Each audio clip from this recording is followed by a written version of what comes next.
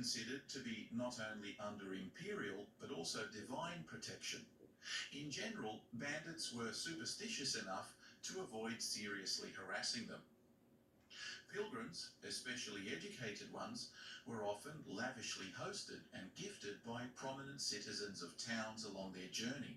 who took seriously their duties of hospitality to travellers on a hajj.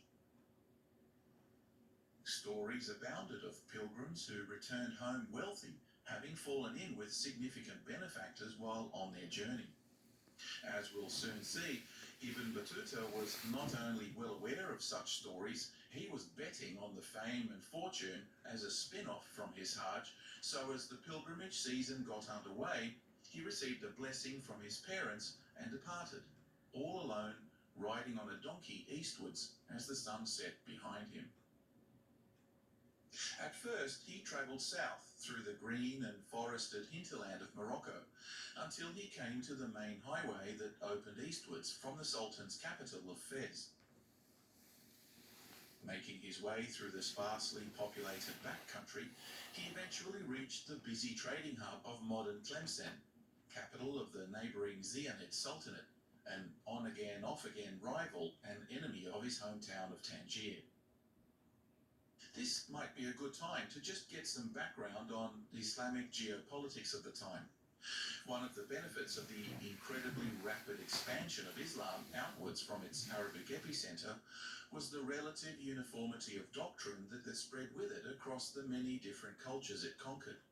such that the standardization of laws and regulations implemented by the Prophet and his immediate successors,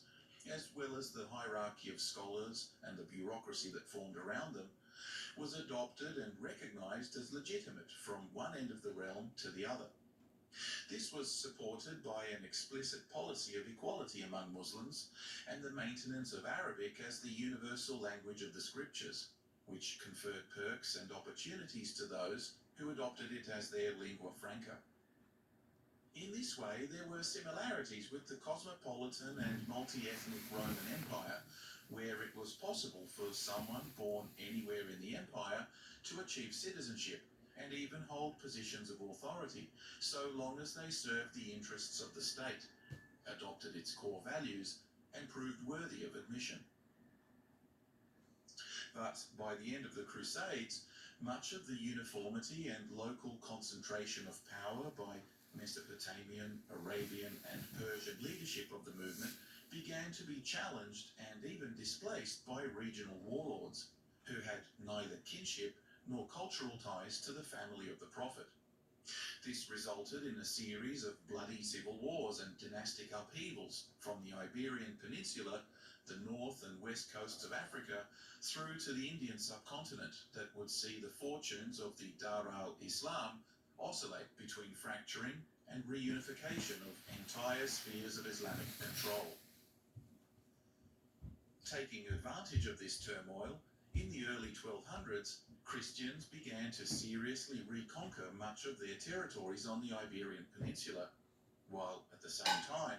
the Mongol hordes in the east turned their sights to the Central Asian steppes,